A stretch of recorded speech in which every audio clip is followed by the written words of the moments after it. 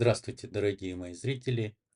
В этой серии мы пройдемся по местам, в которые туристы массово не ходят. Вернее, их туда не водят. Хотя они не менее интересные, чем те, которые были показаны мной в первой серии. Связано это, скорее всего, с тем, что, в общем-то, как и в самом вот этом Акрополе центральном Сантоса, так и там до сих пор нет никаких дорог, все завалено обломками камней, что, в общем-то, достаточно опасно. А уже в Восточном Некрополе так и подавно. Там очень малолюдно, и все так сильно заросло, что, во-первых, можно элементарно заблудиться, что, в общем-то, со мной получилось. А во-вторых, можно сломать ногу и ждать часами, пока кто-то придет тебе на помощь. И больше всего удивляют, конечно, вот эти вот кучи веток после обрезки. Они их зачем-то складывают в одно место, видимо, чтобы при пожаре лучше горело здесь склоны, что ли, я не знаю. В общем, жесть. И первая замечательная вещь, которую мы видим при нашем походе к Акрополю западному, это уцелевшая улица античная, то есть с уцелевшим полом, по которому действительно можно ездить и на телеге, и на колеснице, и спокойно идти пешком, не боясь споткнуться о выступающие камни. В общем, прелесть просто. Прекрасно подогнанные камни, плиты, улица сделана с выгибом, чтобы не собирались лужи, и вода стекала по краям в специальные дренажные канавы. Честно говоря, я впервые встречаю такую сохранность улицы, которой не коснулась временами безумная рука реставраторов и пересобиральщиков.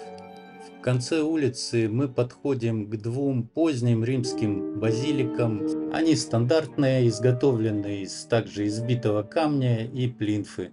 И ничего интересного из себя не представляют. Ну, разве что там небольшие мозаичные коврики, но они также все стандартные. И взглянуть на них можно было только из любопытства, а у меня была другая цель. Поворачиваем налево и, проходя мимо стены еще одной базилики, мы попадаем на очень интересное захоронение. Само по себе это стандартный ликийский саркофаг с лодкой на крыше, но на нем очень интересные есть барельефы. Саркофаг с какого-то перепуга называется саркофагом с танцующими фигурами, но что-то вот эти фигуры очень мало похожи на танцующие. По-моему, они хотят просто тянут друг другу руки для рукопожатия, да? Ну вот поближе посмотрите сами. Ну какие это танцы? Обходим саркофаг с другой стороны и видим, что тут история тоже мало похожая на танцы. Вот эти вот два выступа, значит, из крышки, это были раньше головы львов. Сзади изображен мертвый всадник, который даже в таком своем состоянии умудряется голым держаться на коне без седла и стремян. И все это происходит на фоне памятника Гоплита с копьем. А с другой стороны, опять же, львы здесь, видимо, изображены с забавы покойного. То есть, видимо, был заядлый охотник, вот он идет с ножиком на кабана или там с копьем тоже на коне на кабана. А с этой стороны опять здоровающиеся друг с другом дамочки, пытающиеся это сделать через дверь или через стену. В общем, на танцы это точно не похоже. Осматриваем эту жуткую батальную сцену еще раз, чтобы запомнить, и двигаемся дальше. Нас ждут великие дела. Как я и говорил раньше, передвигаться здесь очень непросто и временами даже опасно. Сплошное нагромождение каменных блоков, раскопок здесь явно не было. Так прошлись с металлдетектором в поисках золотишка, а в основном все лежит в первозданном виде. И вот, наконец, я выхожу к восточному некрополю, где стоят не менее удивительные гробницы. Вот здесь находилась гробница Паявы, вывезенная сэром Чарльзом Фэллоузом, опять-таки барыгам из Британского музея, которые скупают все краденое по всему миру. Саркофаг был невероятно богатой отделки и невероятной красоты. Ну давайте осмотрим хотя бы то, что осталось. Постамент саркофага сделан из цельного куска известняка, и внутри вырублено вот это таинственное пространство, которое находится под всеми саркофагами того времени. Сверху на них установлены квадратные подпорные колонны, как на саркофаге, который находится возле гробниц Гарпий. Сначала я надеялся, что этот многотонный кусок известняка и есть материнская порода, просто сформированная под постамент. Но нет, копнув сбоку, я увидел, что он отдельно существующее каменное изделие. Но восторгаться весом этой плиты как-то неловко в присутствии вот этого невероятно огромного монолита на вершине скалы. И опять же я грешным делом подумал, что все это вырублено целиком, как в Петре, из одного монолитного куска скалы. Но я опять обманулся. Посмотрите на этот как будто специально выставленный на показ уголок. Невероятно. Но, видимо, скала была недостаточной высоты, поэтому вырубали лежа и ставили потом. Ну и как только я поднялся, я сразу увидел, что здесь просто кладезь различных следов древних высокотехнологичных инструментов. Вот, например, этот очень популярный на таких выборках угол, который неизвестно чем сделан. Если бы это все долбили киркой, то уж угол-то наверняка бы сделали. Уж посмотрите, сколько вокруг они бессмысленно стучали, как если это все делалось кирками. А вот как раз вращающимся инструментом трехгранный угол сделать, ну, совершенно никакой возможности нет. И вот такие вот недоделанные углы, якобы, я видел в своих экспедициях десятки раз. Вот очень характерный след от инструмента, который выбирал такими полосами шириной в 7-8 таких вот борозд.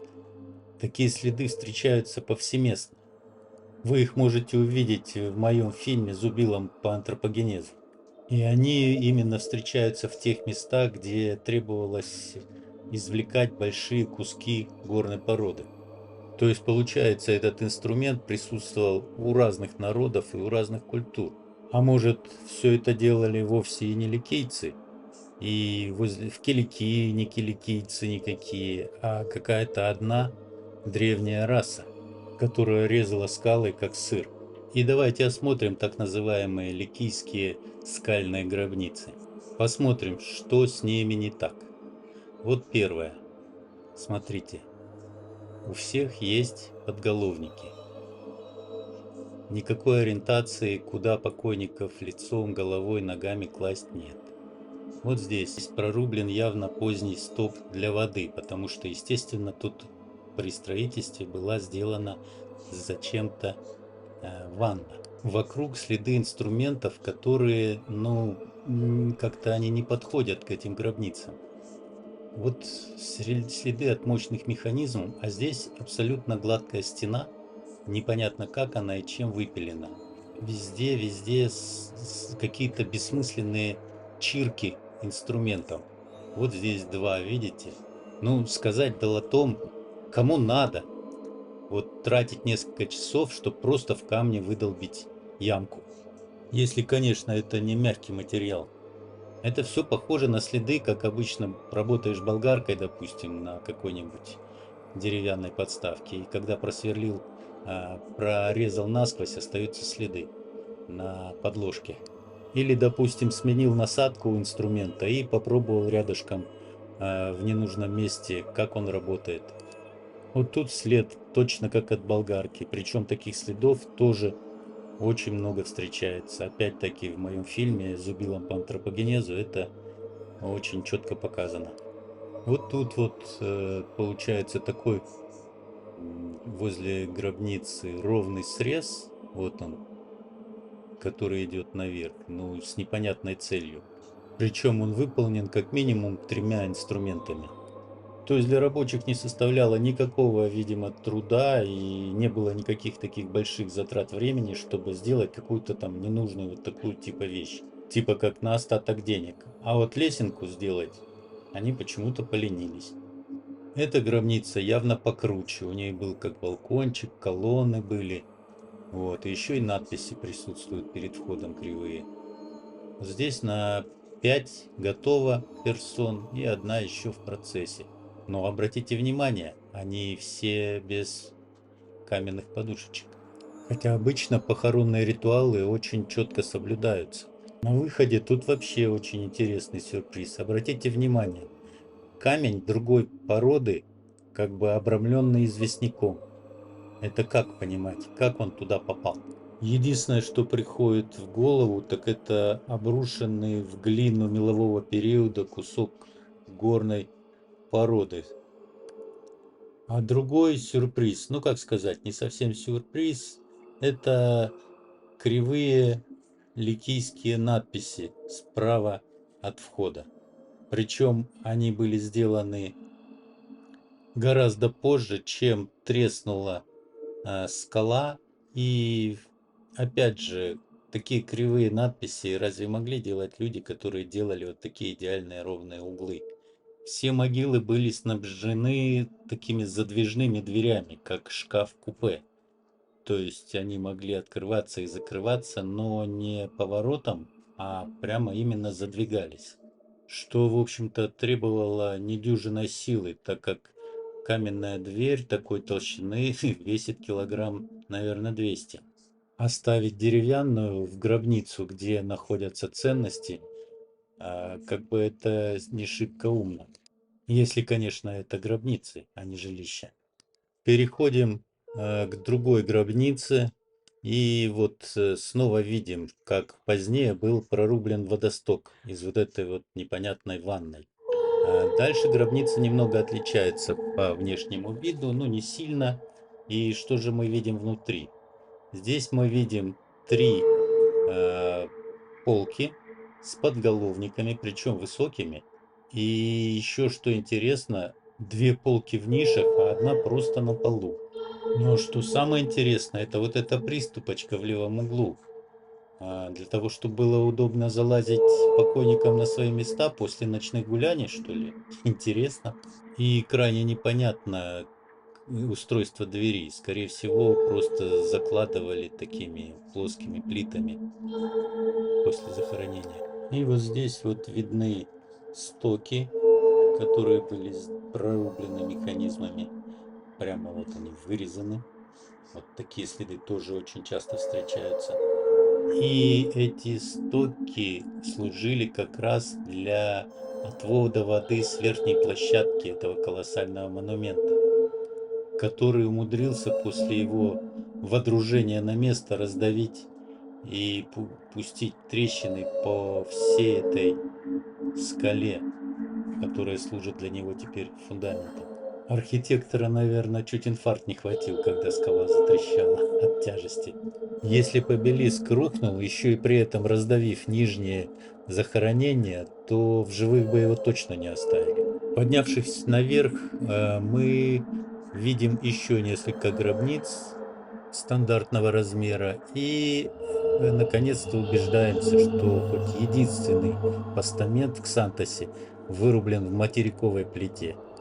А сам мегалит, стоящий вертикально, он где-то ниже монумента Гарпий примерно на метр, что означает, что вес его где-то около 60 тонн. Ну и далее мое внимание привлекла вот эта гробница, она немного отличается. И внутри она явно еще не доделана. Но мы опять видим, что здесь вырубаются ступеньки. Кто-нибудь знает, зачем жмурику лестница? Если, конечно, это гробница. Ну и давайте напоследок еще раз взглянем на мегалит. Он явно, мне кажется, не докончен. То ли они испугались, что он рухнет, то ли еще для него не был приготовлен покойник. Потому что, как видите, сверху барельефов на нем нет. И еще сверху такой шапочки тоже нет. Ну, неизвестно, конечно. Сказать, что барельефы опять-таки снял вороватый англичанишка, ну, тут вряд ли. Так как нигде нет упоминаний вообще про этот монумент, ни в Британском музее, ни в путеводителях. Никто даже не знает, для кого он строился и кому принадлежал. В отличие от монумента Гард, про который я обещал вам рассказать поподробнее. Так как, начав рассматривать фотографии с барельефами, вернее копиями барельефов, я заметил очень интересные вещи. Итак, приступим. На первом барельефе мы видим царя, сидящего на кресле. У него длинная персидская борода. Он что-то нюхает, держа в руках в правой руке, а левая рука держит длинный посох с загнутым верхним концом. Перед ним мальчик, который преподносит ему в дар петуха. За мальчиком стоит мужчина в римской тоге и без бороды, который привел царю в дар живую лань. За царем две женщины, которые тоже что-то подносят к носу. На втором барельефе снова изображен царь Кибернис, который принимает в дар от воина, одетого в греческие доспехи, шлем. По краям изображены две гарпии, уносящие в царство Аида души умерших. Гарпии изображены в самой ранней своей ипостаси, когда у них еще есть руки и вполне себе приятные лица. Со временем они стали более страшными, стали вонючими, потеряли руки и, в общем-то, совсем опустились. Кстати, удивила домашняя собачка под троном царя. Оказывается, уже были такие мелкие баллы. А это на минуточку 2500 лет назад. На третьем барельефе изображен царь, принимающий подарки от мужчины. Он дает ему левой рукой голубя, а правой рукой то ли фрукт, то ли яйцо. По бокам опять две гарпии, уносящие души еще двух умерших. То есть, получается, в саркофаге должно быть похоронены 4 человека. Как считают многочисленные ученые, изучавшие тему, слева изображена какая-то прародительница, стоящая перед ней овца, вскармливающая ягненка, а справа умершая жена Киберниса, которой приносят посмертные дары жрицы. Такие подношения считались обязательной частью поминального ритуала в Ликии. И остатки этих сосудов, так называемых алабастров, очень часто находят в захоронениях. То есть все эти фигуры на барельефах, все предметы, которые они приносят, как они сидят, как стоят, все это проникнуто глубоким смыслом.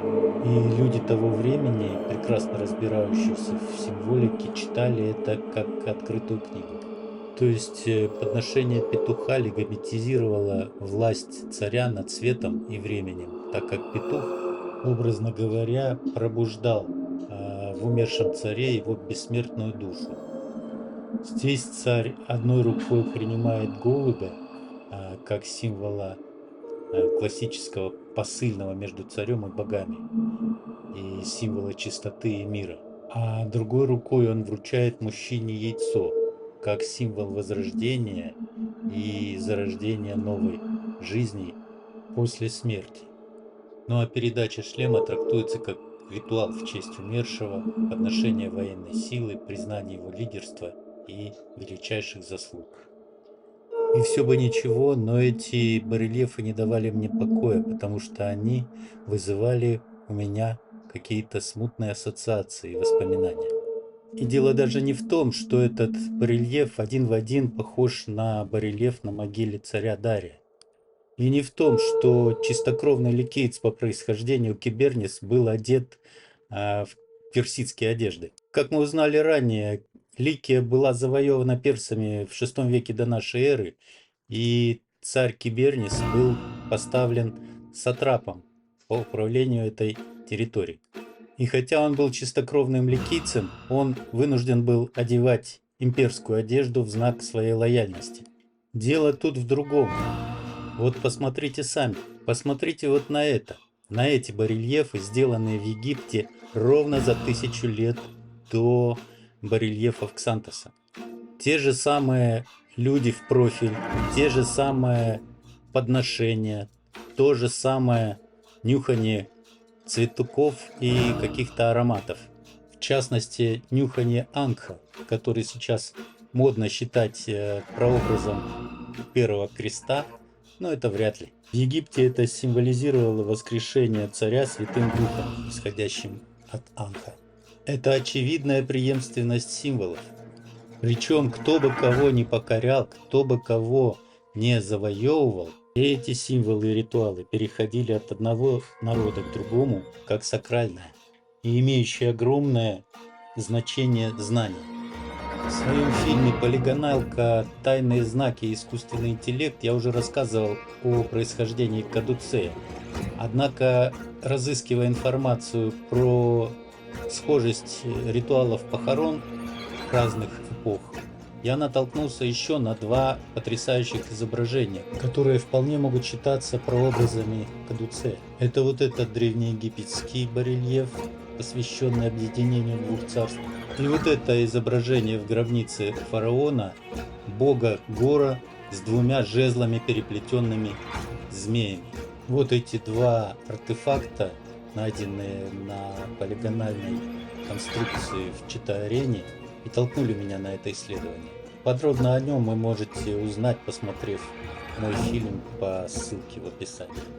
То есть, основываясь на этих фактах, можно сделать вывод, что многие войны велись не только за ресурсы, но и за владение сакральными территориями и местами силы, за обладание какими-то знаниями, которые исходили из предшествующей древней цивилизации и которые нашли впоследствии свое отражение в погребальных ритуалах и символах. А отсюда вполне обоснованно можно перейти к рассуждениям о цивилизации предтеч. Термин не мой, но он правильный. И тайно передаваемых знаний. В частности, знаниях по обработке камня, металлургии и управлению доставшимися в наследство высокотехнологичными инструментами. Я надеюсь, вы уже заметили массу совпадений с барельефами на могиле Тиберниса и с древнеегипетскими и вавилонскими. Также я упоминал в своих фильмах о некоторых местах, в частности каменных выступов из земли, которые бережно охранялись всеми народами и религиями этих мест. Я нашел еще примеры этого феномена, которые четко ложатся в гипотезу, озвученную мной сейчас. И эти примеры вы увидите в следующем моем фильме через неделю. А пока самое время поставить лайк и колокольчик, чтобы этот фильм не пропустить. До встречи через неделю. Пока-пока.